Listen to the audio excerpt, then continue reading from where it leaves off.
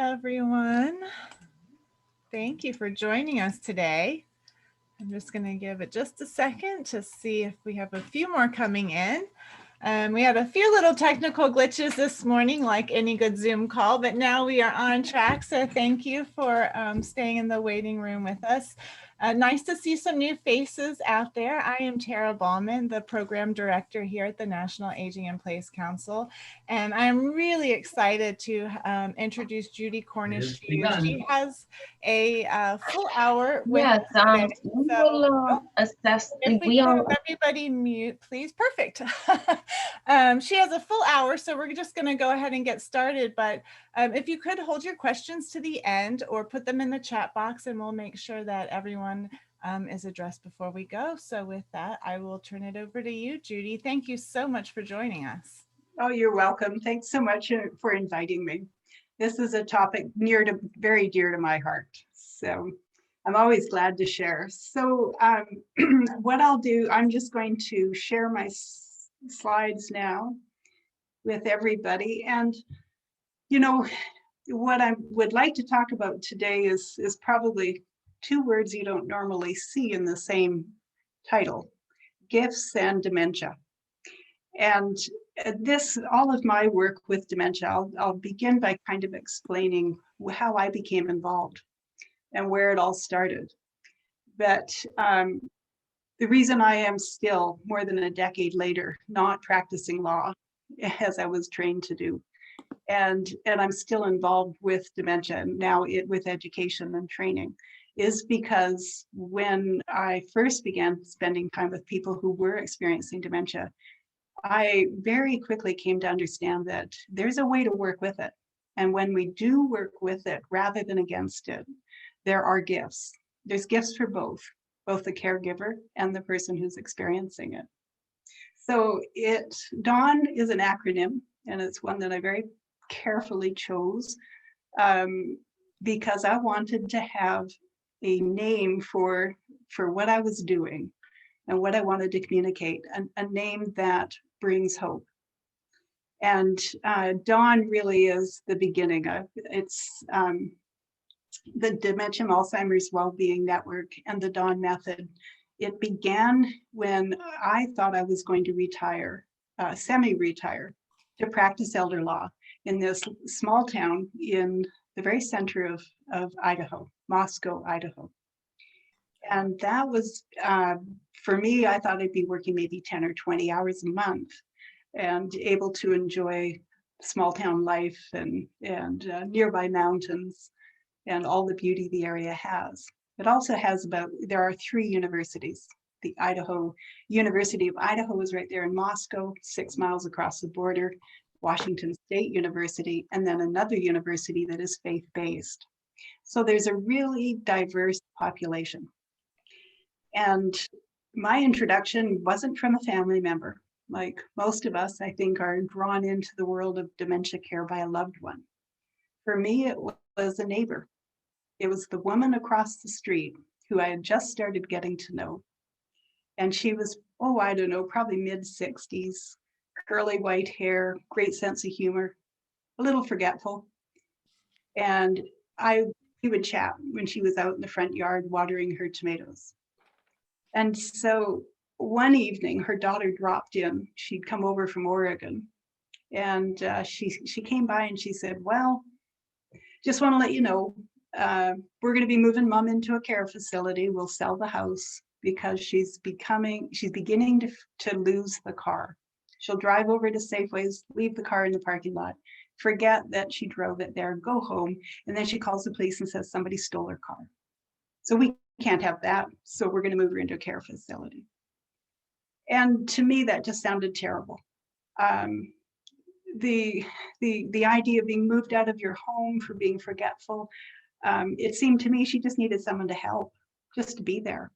And I said, well, I'm not working.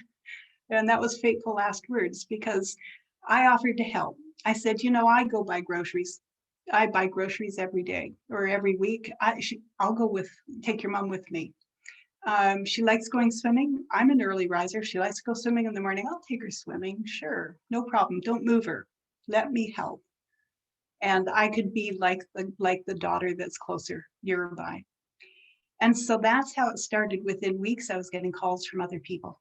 The phone would ring and somebody'd say, "Hey, is this Judy Cornish? I hear you're looking after so-and-so's mom. My dad still lives in Moscow. He's a little forgetful. Could you check in on him? How much would it cost if?" And pretty soon I realized that I didn't have time to practice law anymore. And I was learning something really incredible because that was a really unique opportunity. What I was doing as the over the next year, I was spending all of my time, more time, with people who were experiencing dementia than with people who weren't. Eventually, I had to hire help. So all of a sudden, I was running a business and getting to know the caregiving world. But these people that I was spending time with, I didn't know anything about dementia at all. I'd heard that people lost their memories and then became kind of crazy. They start doing things that put themselves at risk and other people, and they just drive their families crazy. And it's terribly stressful for everybody. It's just a huge disaster, and all you can do is give them psychotropic drugs and eventually move them someplace where the doors are locked. That was all I knew about dementia. But none of these people that I was spending time with seemed to be crazy to me. They just seemed like they were going through the experience of losing certain cognitive skills. And so for me, all of a sudden, I was spending time with my elders. They were people who were still living in their own homes. They'd never been moved. They still lived in a familiar place. They still had their friends. Their lives were pretty much intact, except they were beginning to show and beginning to lose memory and rational thinking skills and the ability to care for themselves. So Dawn comes from what I learned in 5 years, spending time with people who were experiencing dementia. And out of it came this approach and my belief that we can work with dementia, we can support the strengths that we do not lose to dementia. There's a way to work with it. That when we think about dementia, normally this is what we think, because this has been our experience. Our experience with dementia usually means that there is a tremendous cost, a tremendous loss. That's normally what we expect, and that's normally what happens, isn't it? And so if we think about this condition and what happens, and you think about what it's costing American society, and we look at the amount of money that's spent through Medicare and Medicaid on resources and care and health services to people who are experiencing dementia, who are constantly putting themselves at risk and making bad decisions and stressing their families and causing unnecessary expense and loss and heartache. Think if we just could have taken all of that money each year that's normally spent on dementia care and spent it on other needs, other resources for our elders and for senior care. What a boon that would be, that to not have to spend this much money on dementia care.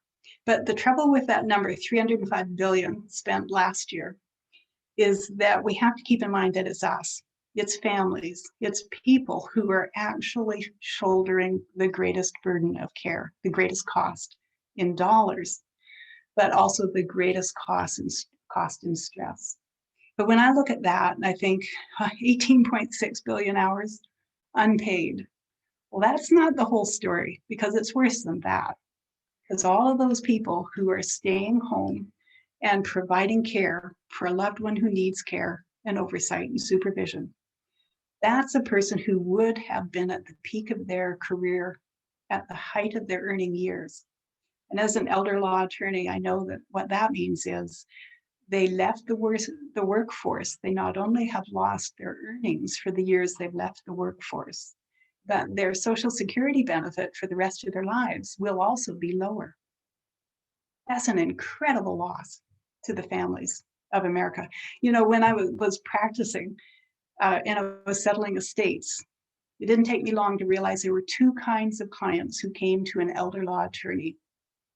There were those who the parents had died and dementia was not a part of the picture. Neither was some major medical illness. Those families, there was money left over. The children would be able to pay off mortgages, maybe buy cars, send the grandkids to college. And there was plenty of money to pay the attorney to settle the estate.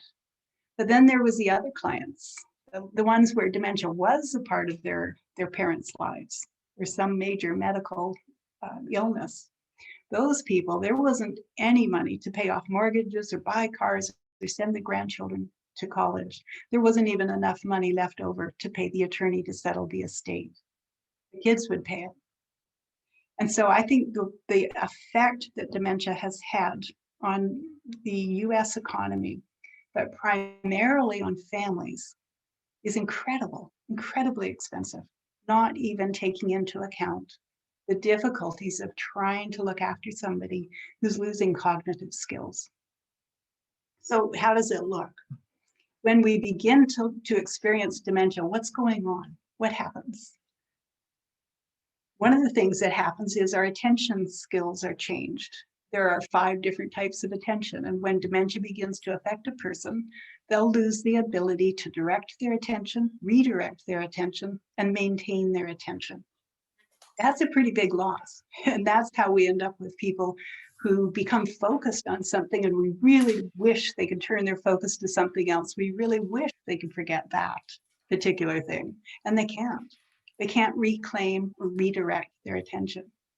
But they also experience losses in the area of language. Language falls under the category of our rational thinking skills. But if you're losing your attention skills and you're losing language skills, think of how that affects you as a person. You lose every one of your interactions, from the simplest interaction in a grocery store, at the post office, to the most complex, your spouse, your children. Every time you attempt to take part in a conversation or add something to a conversation or figure out what's being said, every time dementia impacts. So dementia has a profound impact on our relationships. But then we also lose these rational thinking skills. And if you think about what we lose in that case, judgment and perception. Now I'm not able to make a good decision. So now I am constantly putting myself at risk. And what that means is that I'm not going to be able to complete even the simplest of little daily tasks now that I've lost attention skills and the ability to use my rational thinking skills. And now, just simply living in my own home, I have suddenly become at risk.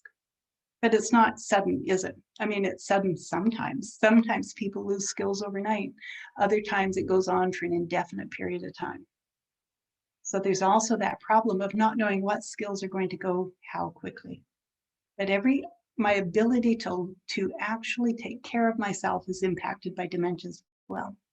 And then we all know we lose memory. We lose memory, our access to our memories, because we lose memory skills. Now, this isn't the same as natural aging, where as you get older and as your brain becomes more filled with knowledge and experiences and events, that as it becomes that full, it becomes harder to quickly recapture or access the memory. It's different with dementia.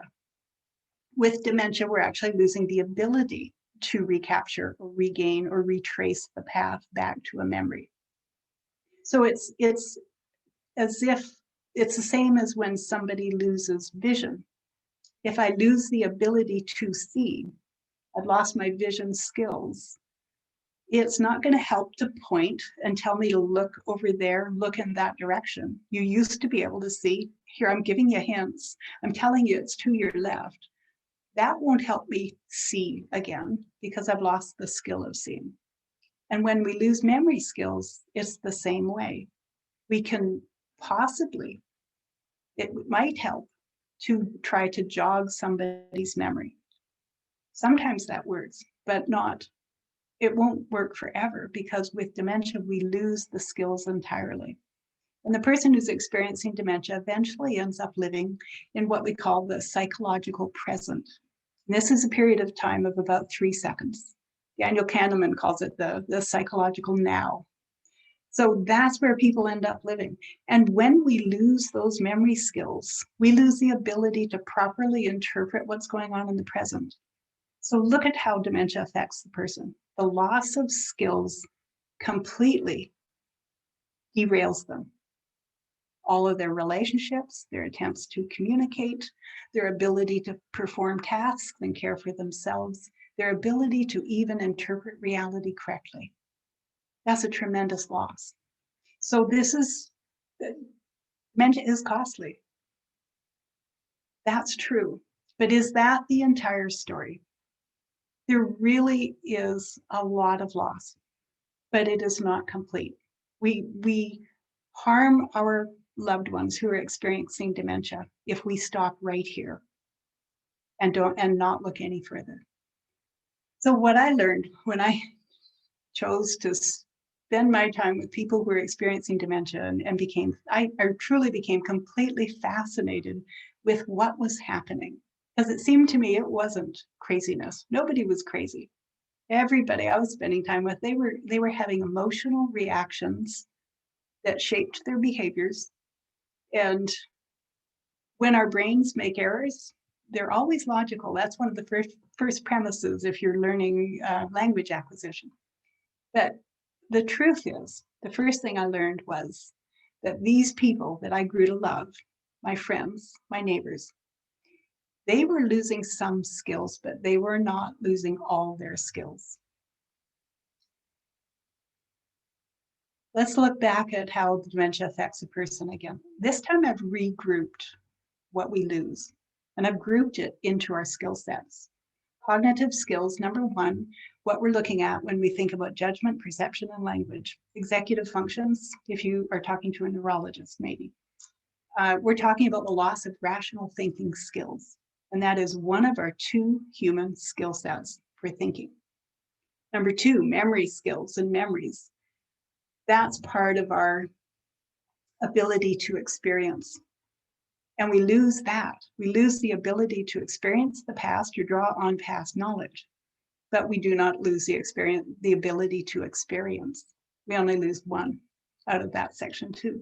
And then looking at the third, we lose attention skills, but we don't lose all of our attention skills. So how does that look when you actually put it together? Here's what it looks like to live with dementia. You lose one of 2 thinking skills sets. You lose one of yourselves, and you lose the ability to mindfully direct your attention and put it where you wish.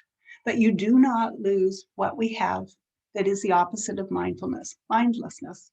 And mindlessness includes 2 very valuable tools that help people when they begin to lose rational thinking and memory skills. So it's not a total loss. Now, that's what it looks like to experience dementia. Here's what it looks like to live with somebody who's experiencing dementia. From the caregiver's perspective, here's what's going on. They're going to lose rational thought. They're going to keep intuitive thought. Okay, rational thought. These are the top 3 frustrating experiences for people who are attempting to spend time with somebody who's losing rational thinking. First, that comes up always is cause and effect. Now, cause and effect is something that we begin to exercise and enjoy the benefits of at birth. As soon as the baby cries, he figures out, I cry, mom comes running. Cause and effect, I'll cry. And then I get mom. Okay, what happens with dementia?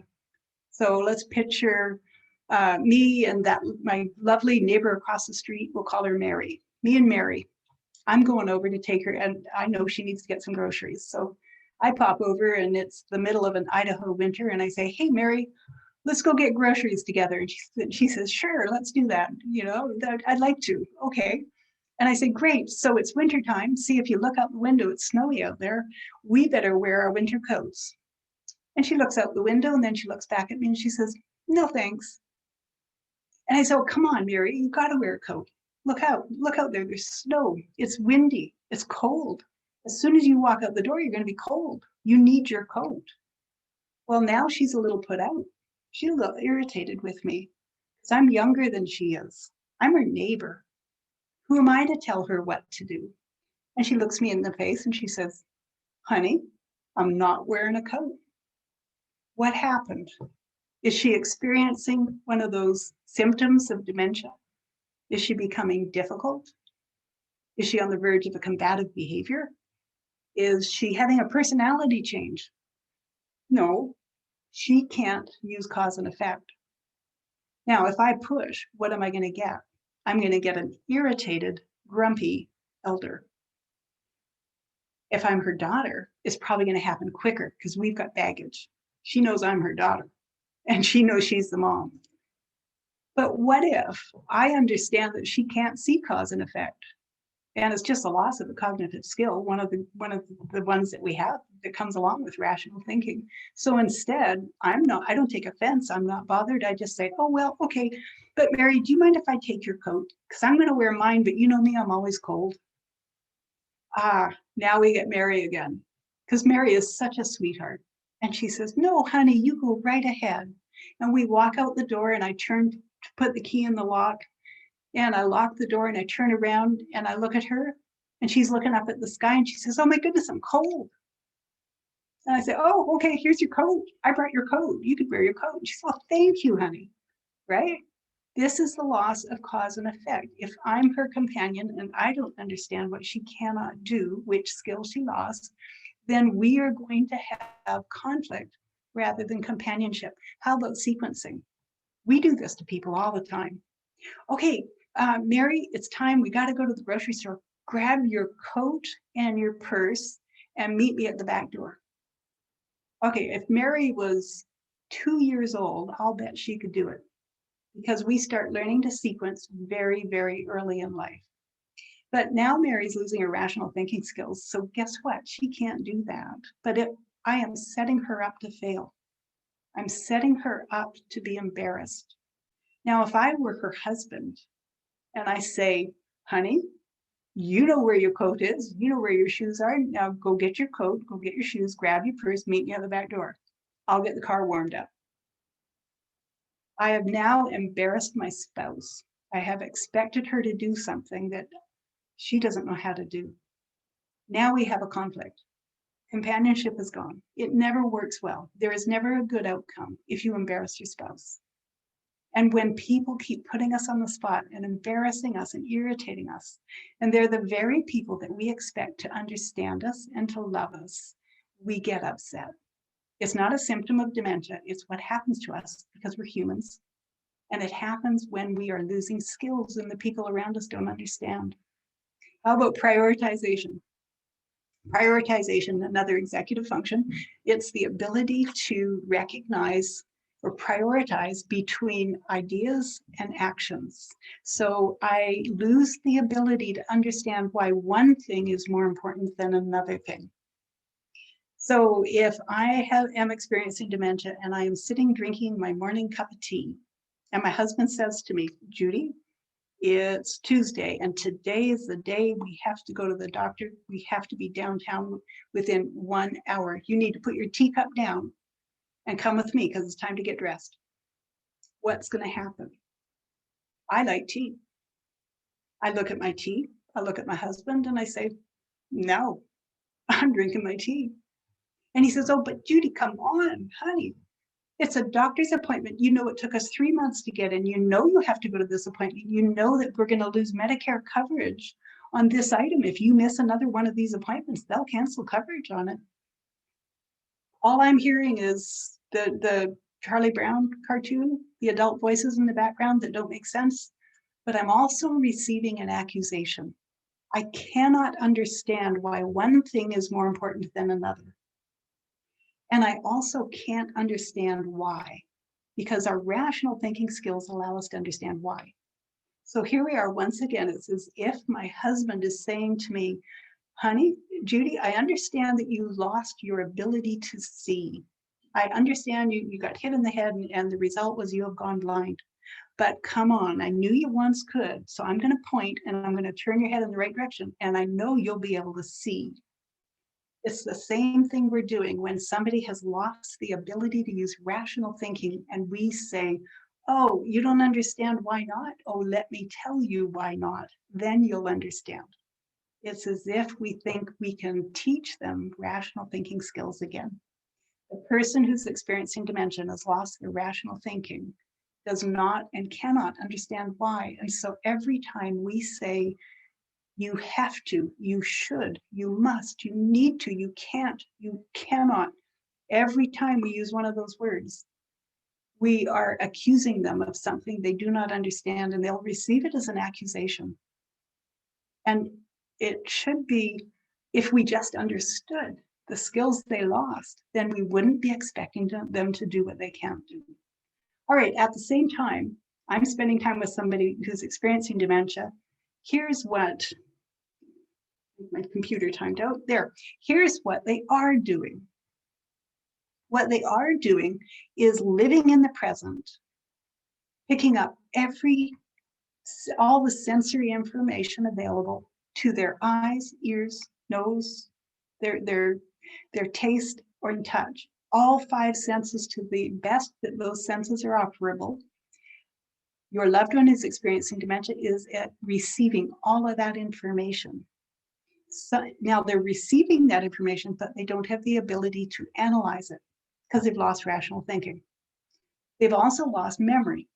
So if the screen door slams, your loved one may jump because they're receiving sensory data without memory of what that sound meant and without rational thinking, which would allow them to analyze that it's windy out and the back door is open, therefore it's probably the sound of the door slamming.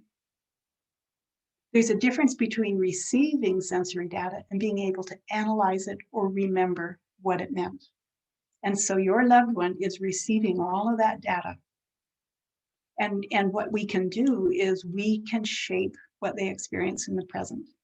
The other thing that's going on is with their intuitive thinking skills, we feel our own feelings. So we have our own emotions and we feel them. And we have the ability to read nonverbal communication. Now, nonverbal communication is important. It's a big part of communication. But it is never more important than when your companion is experiencing dementia and is losing verbal language.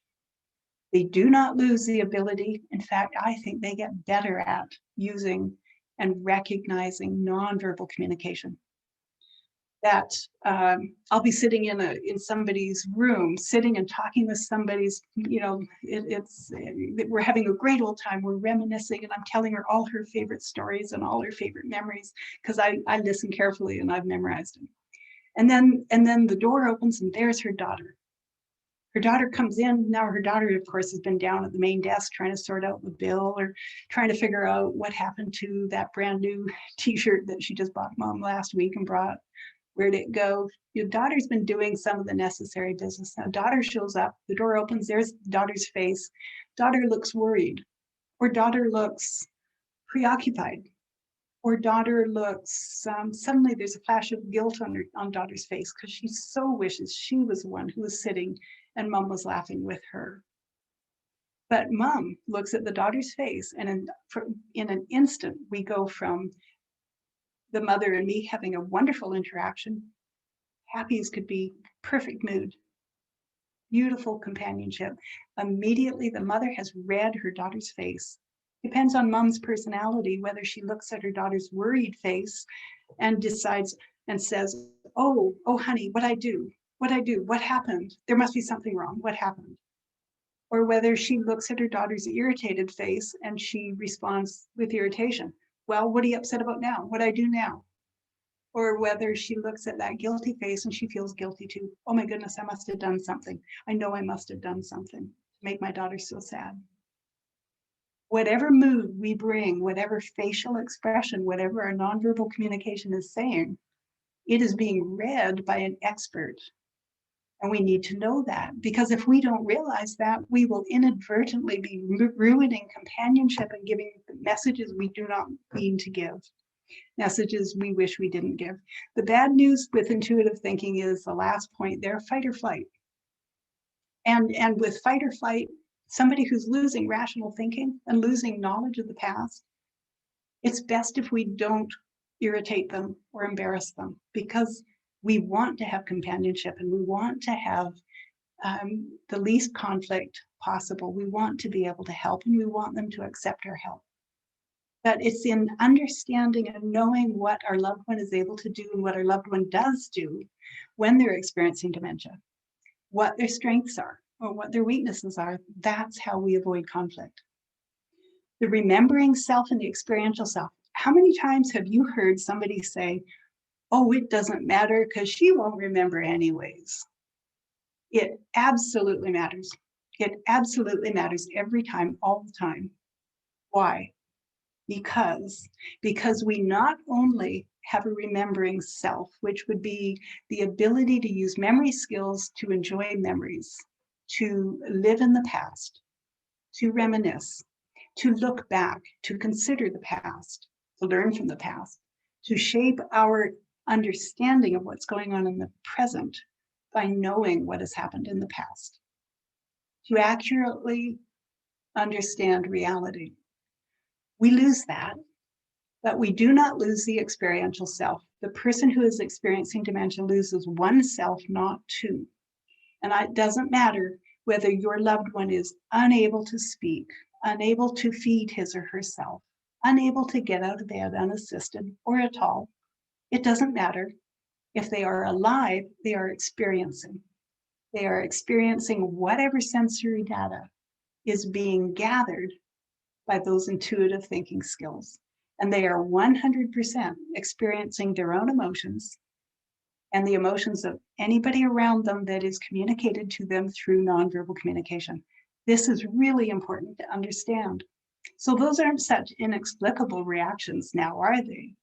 Because even if I can't remember that 30 seconds ago, you roughly grabbed my arm and forced it backwards so you could get my sweater on me a little quicker because you're in a hurry to get to the next person.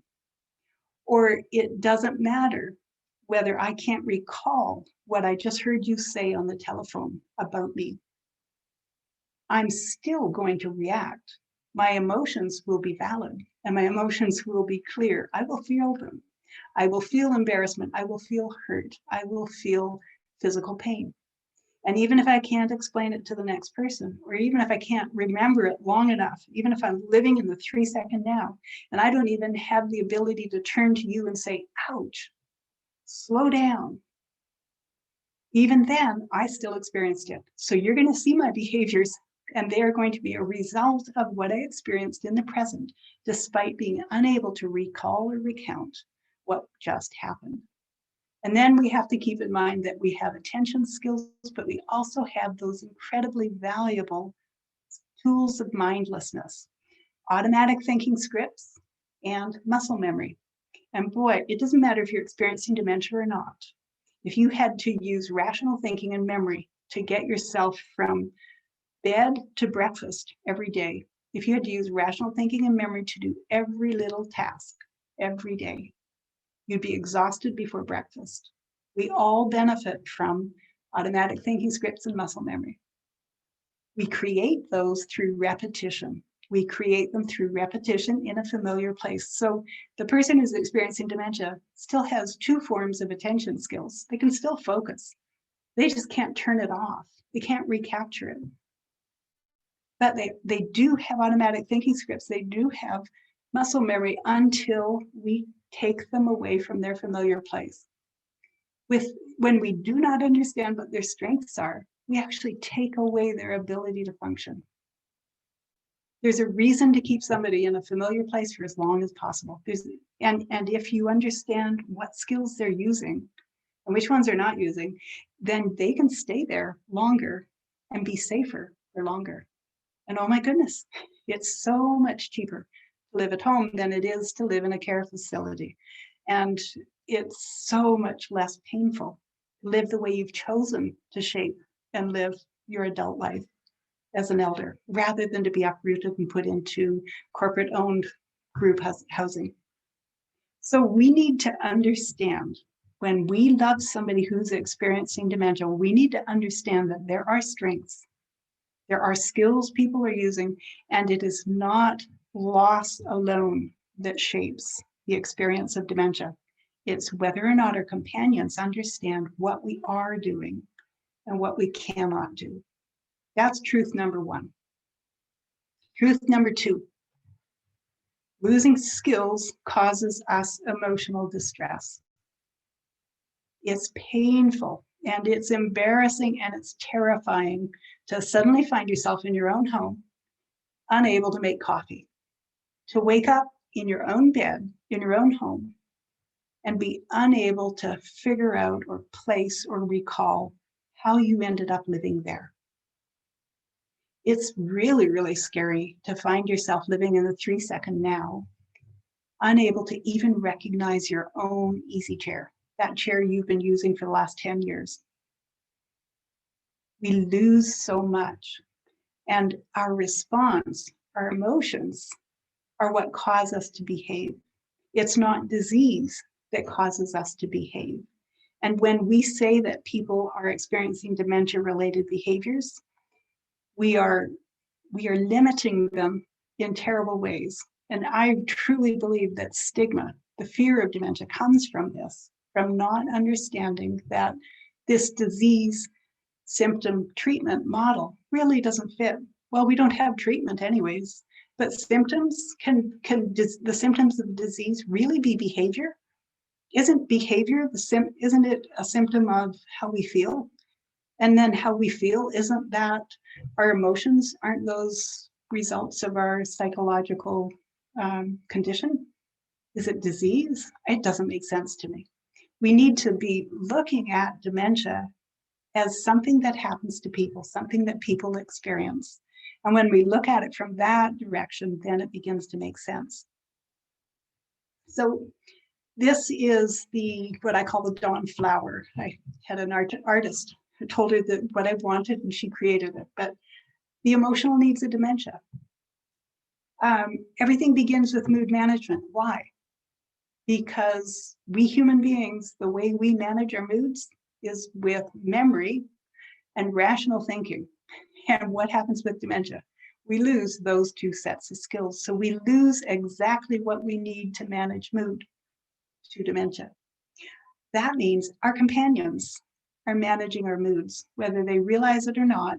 Their moods are dictating our moods, especially through their nonverbal communications. So mood management is the beginning. The two sepals around the center of the flower, security and confusion, security and care. Dementia is going to take away those specific skills of mine. Therefore, I cannot avoid becoming ever more confused. No matter how much you love me, no matter how much you help me, you cannot save me from increasing confusion. I will have to either learn either that I'm safe, even though I'm confused, or I will learn that I am not safe and I will never be safe. My behaviors are going to be very different depending on which of those lessons I learn as I'm experiencing dementia. That's because I'm losing memory skills and I won't be able to retain information anymore. I will be confused. But the other thing that's happening is I'm losing rational thinking and attention skills. And that means that I'm going to need more and more help getting stuff done. I am going to become completely unable to take care of myself. And so I will either learn that it's okay and I'm safe, even though I need so much help, or I will learn that I will never be safe again. And my behaviors will be very different if I don't learn that I'm safe. It is an absolutely beautiful thing when I'm working with a client and they learn these three. The center of the flower is all about security. Mood management. I know my clients have learned they're safe with me when they say, man, whenever I'm with you, we have so much fun. I know they've learned security and confusion when my client says to me, hey, so where are we going? Oh, that's okay. I know you know. I won't remember anyways. And they're fine with that. And I know my clients are okay with that. They've learned that they're secure with me getting stuff done. When they say to me, so what is it? Oh, that's okay. So just tell me what to do. That's when I know they've learned they're safe. Security is something we're learning all the time. We're learning through experience because we still have those intuitive thinking skills. And that's part of our intuitive thinking skills. The outer 4 petals, the 4 petals are well-being. Well-being, we do not learn. We do not learn to be happy.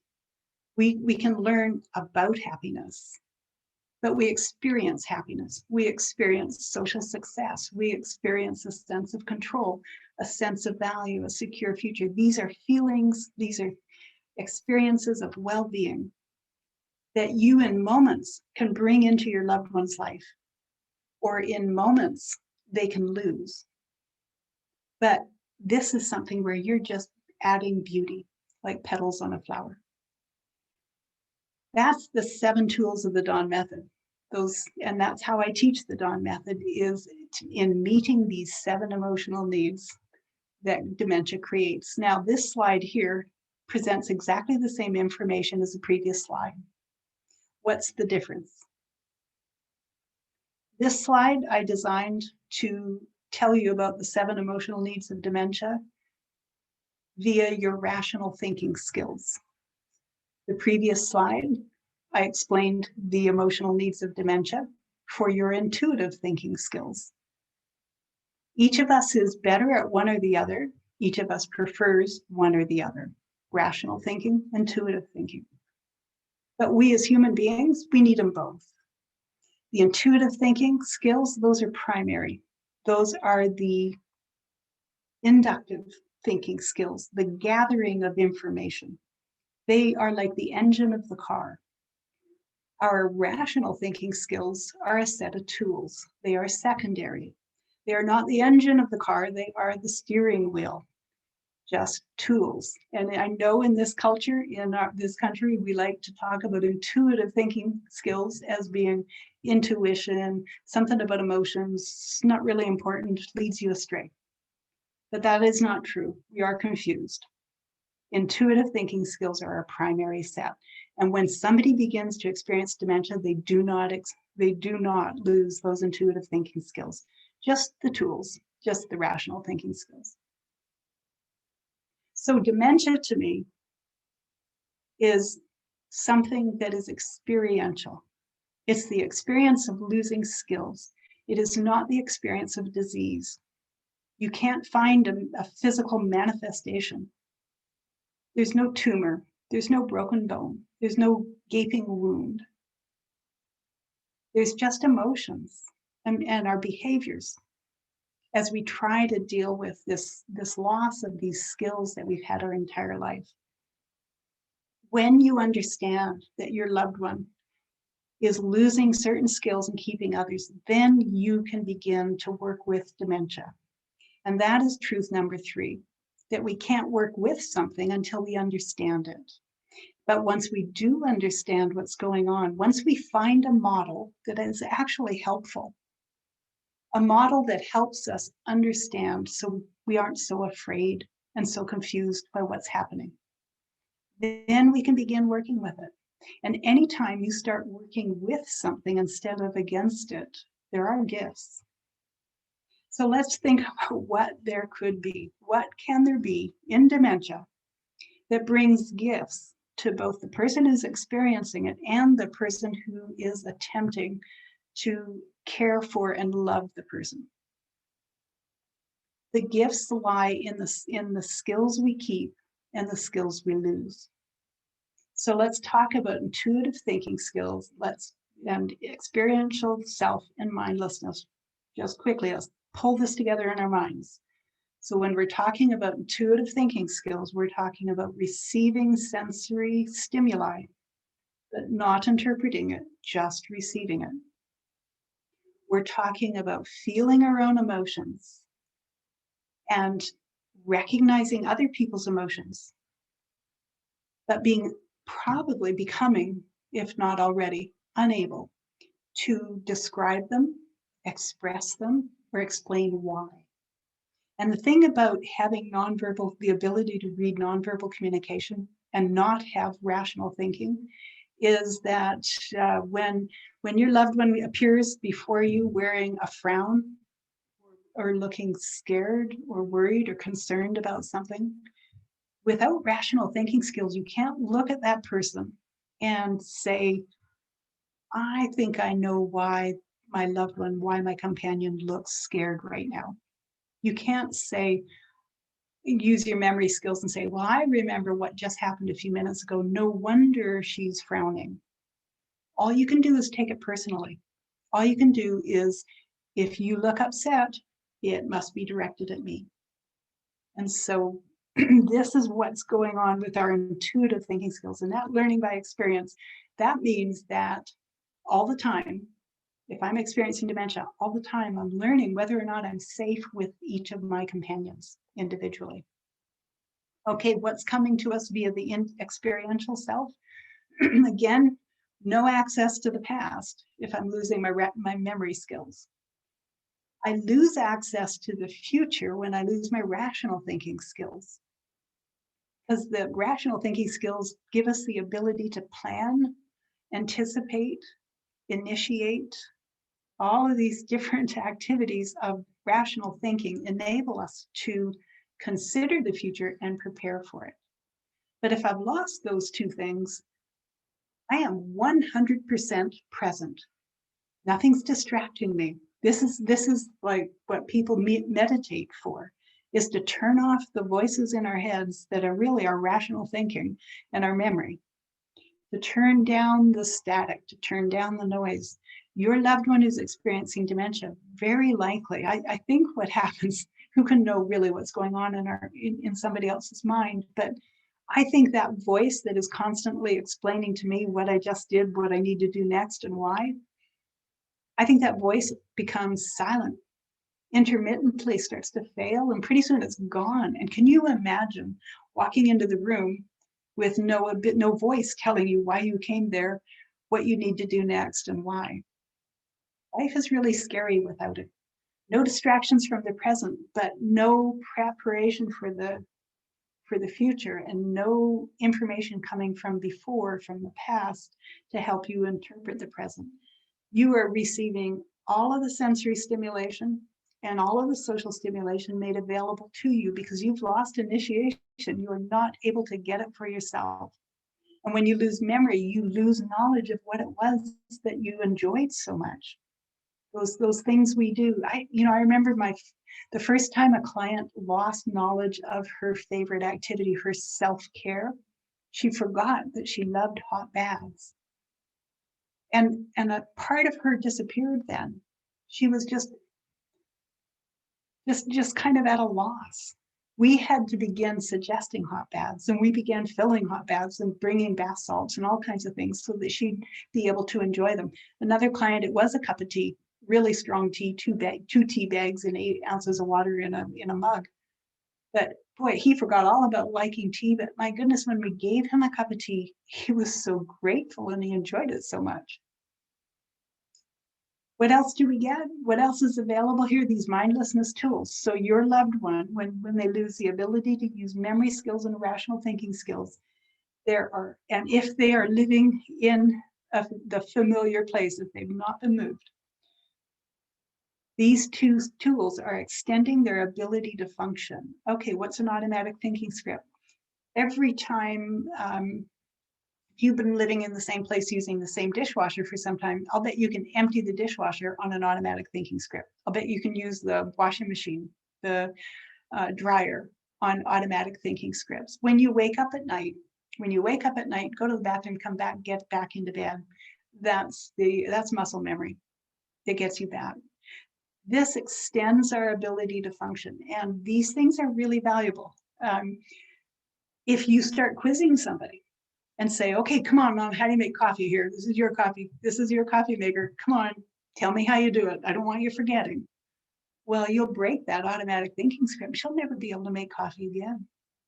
I had a really loving pair of daughters. The The two of them took time off at the same time so they could come to Moscow and spend a week with mom, because mom is experiencing dementia and she's losing skills. And my goodness, they love her so much. They wanted to be with her. And so the daughters, texted, emailed and said, hey, Judy, we don't need you guys for a week, Monday morning, next Monday, but we'll be here all week. So, we'll let you know if we need anything. A week later, I arrived 9 o'clock Monday morning, and I drop in at Mary's house, and I come in, Mary, how you doing? Boy, you just had your daughters come to visit. Oh, isn't that lovely? I'll bet you just had a wonderful time. And she comes into the kitchen and she's wringing her hands and she looks completely bedraggled, absolutely a mess. She didn't look like she'd slept all night. And I said, oh, Mary, what happened? What happened? And she says, oh, I don't know. I just don't know. I don't know what happened.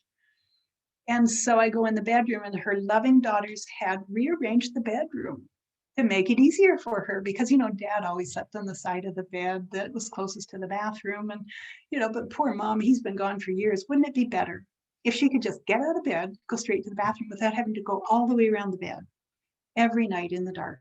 My goodness, it'll be safer. It wasn't, because she had gotten up in the middle of the night, gone all the way around the bed and walked straight into a wall. That explained the small bump on her forehead. That muscle memory of how to get to the bathroom in the night was gone and would never come back because her muscle memory, her mindlessness tool of muscle memory for bathroom in the middle of the night was gone, broken. We go into the kitchen. I said, oh, I'll get you a cup of tea. Let's have a cup of tea. I feel a little rattled myself today. And I reach for the cupboard where the teacups are. And oh my goodness, there's plates there. The daughters, out of love, had completely organized the kitchen, removed all kinds of clutter, the entire home. By that time, I'd taken a look at the house. It didn't look like the same house anymore. Her chair was closer to the fireplace. How kind, how kind. But her daughters didn't understand that she was functioning on automatic thinking scripts and muscle memory, not rational thinking and memory. She couldn't learn new things. And so her ability to function dropped dramatically. And every time we move somebody from their home into assisted living, because it's safer, it's going to be a big help.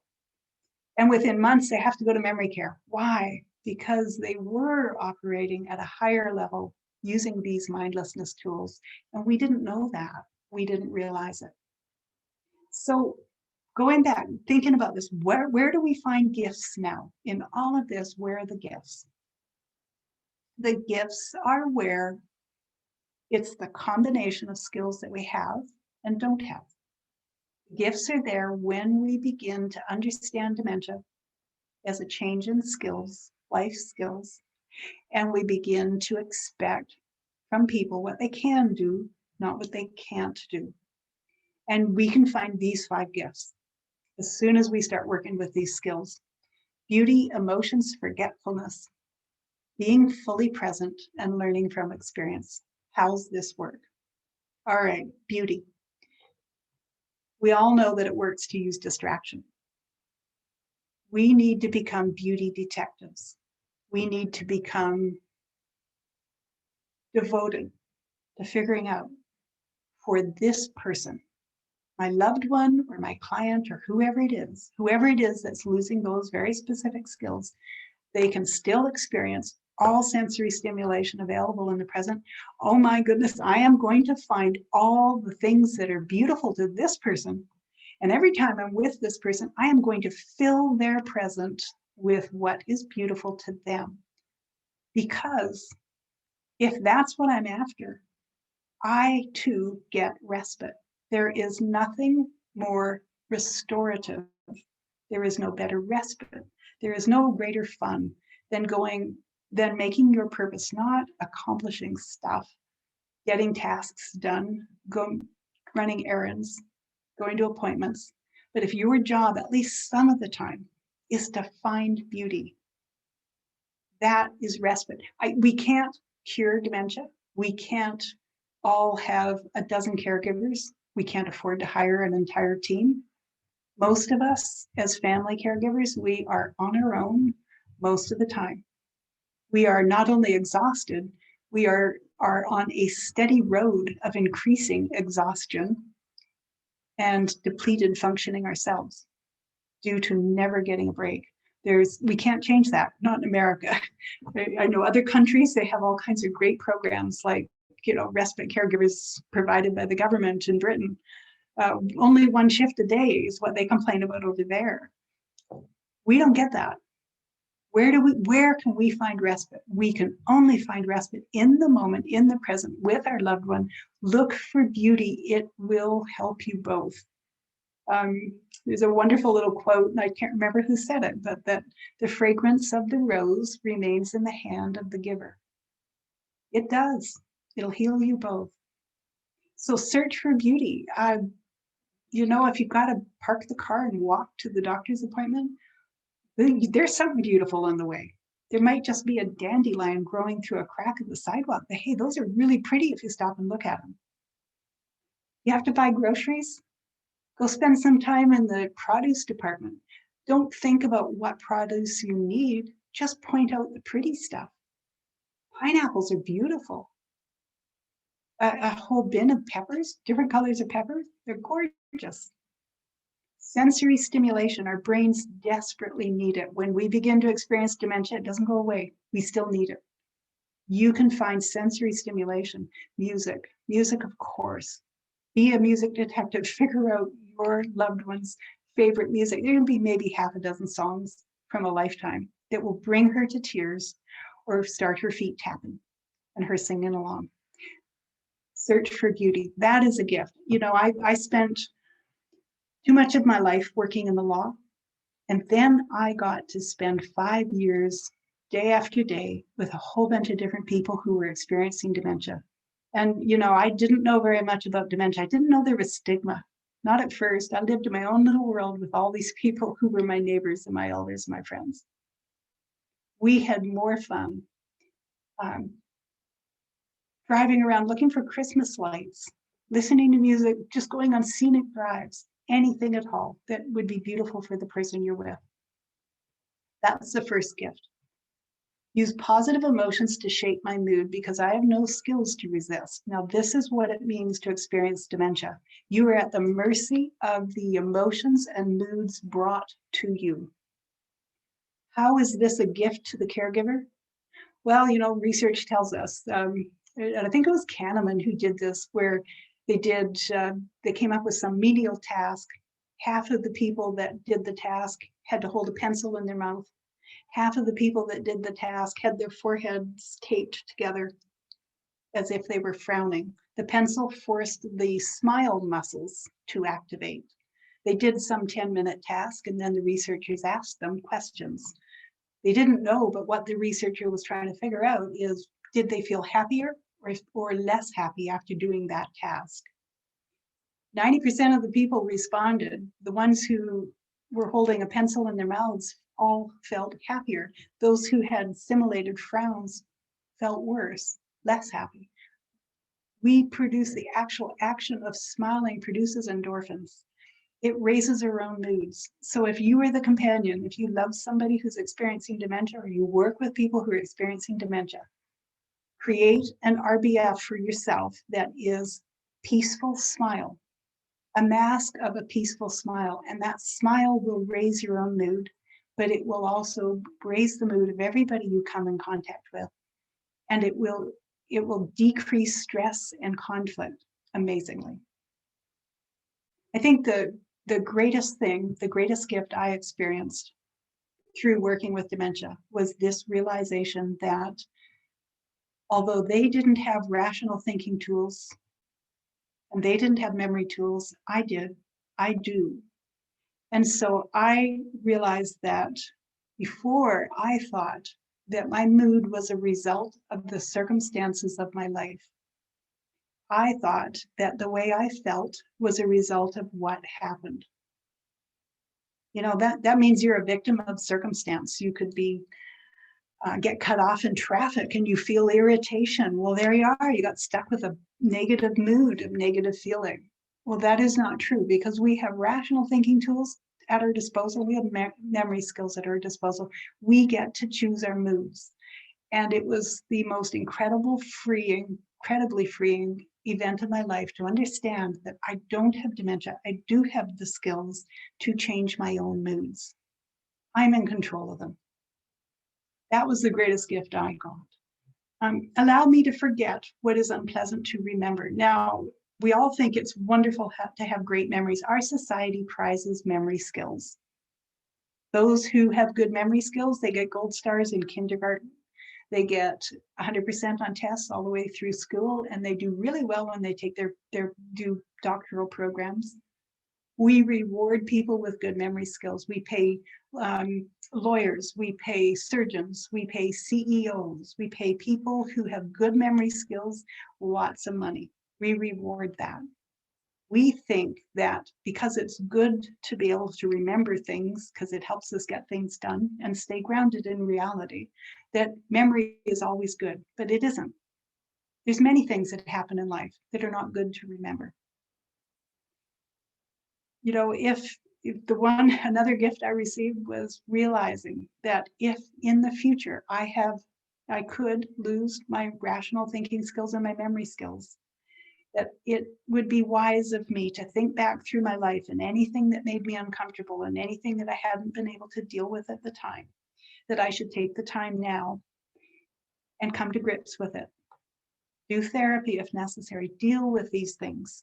And then when you do begin to experience dementia, your memories will disappear. You will end up living without knowledge of the past.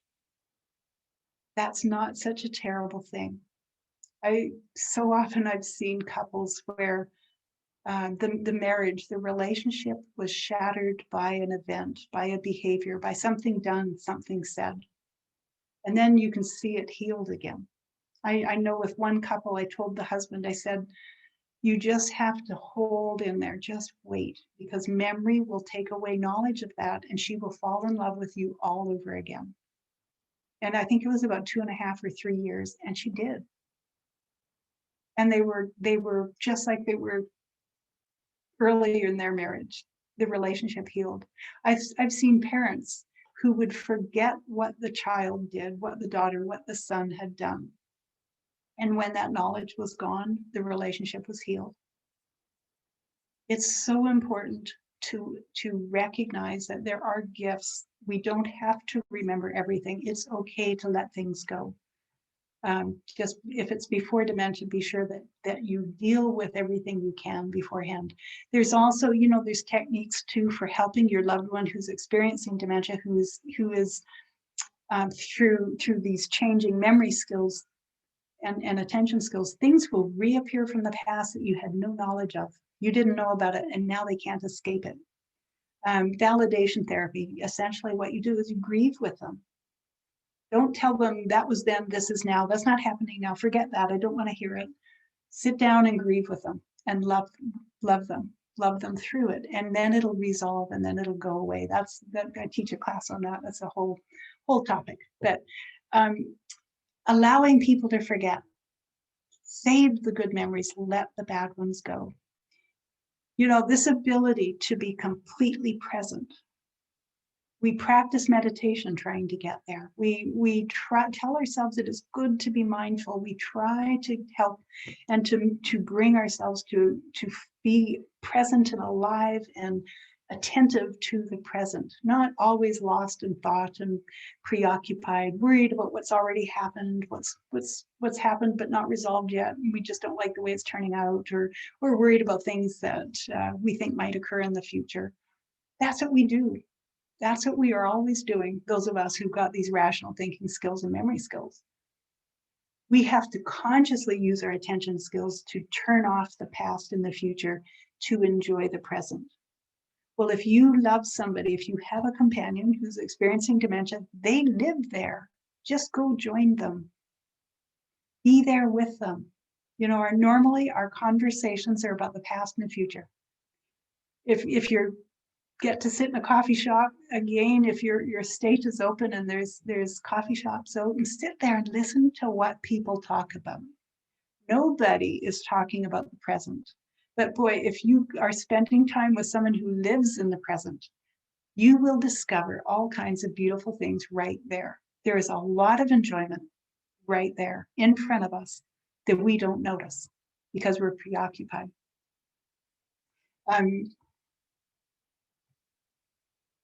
Teaching somebody that they're safe. You know, life teaches us that we are not safe. By the time you go to school, you've probably figured out that even the people who love you the most, even the people most devoted to your welfare, are going to fail you and you are going to get hurt. So we know by the time we become adults that life is scary and life is painful and life is difficult and we're at risk. And most of us spend all of our adult lives trying to mitigate risk, trying to keep ourselves safe, trying to make plans for the future that will keep us safe, that will ensure our futures are safe. And we do all of these things to pursue safety because we know really we aren't. And we know that if we ask somebody else for help, even if they really love us, they might fail us. They might be preoccupied and not really pay attention. They might inadvertently hurt us. And there's other people out there who want to hurt us. They'll do it on purpose, given the opportunity. That's what we learn in life. But look what dementia does. You love somebody who's experiencing dementia. You have the opportunity to teach somebody, to help them learn that they're safe, to really feel safe. You know, in the Bible, the verse that says, you know, he holds the sparrow in his hand. Imagine how safe that would, how lovely that would be to feel that feeling. And if I'm experiencing dementia, I can be given this feeling. I don't think we can get this anywhere else in life. But when I've been able to just, you know, wrap a blanket of safety around somebody, teach them through their experiences as they're beginning to walk down that road of dementia, that it's okay not to know what's going on. Because there's people in your life who will make sure they know and will keep you safe. It's okay if you can't wash the dishes, if you can't figure out how to make the bed, if you don't know who lives next door anymore, that's okay. There's people in your life who will keep you safe and make sure that everything needs to be done will get done. And it's okay. You don't ever have to worry about me getting mad at you or me being concerned or me being afraid. I'll never let you see it because I am always going to be just smiling and keep my grief and my concerns private. It's a wonderful gift to give to the person who's experiencing dementia, but it has, the rewards are incredible too for those of us who are with people. So this is, to me, is the gifts of dementia. You know, these pictures of roses? I took these pictures with my cell phone one night and I just had like 15 minutes between appointments. I pulled over in a park in Spokane and the rose garden was there and I had just minutes to go. And I grabbed the moment and I just had a cell phone and there were all these people there and I got there just at dusk. Light was coming through the roses and lighting up the petals from the backside. It was the most beauty-packed 15 minutes I can recall of my entire experience of living in Spokane, Washington. Everybody else there was kids running around, screaming, mad at each other, yelling, parents trying to control the kids. There's parents talking about troubles and problems, and there were people who were worried, and everybody was talking about things in the past and the future. Honestly, I was the only person on my hands and knees taking pictures with a cell phone, taking pictures before the sun set. But there's beauty around us, and we're just so focused on accomplishment and making the future safe and taking care of all these things that you have to take care of in technological societies that are fast changing. And we forget where quality of life is. And quality of life is in the present.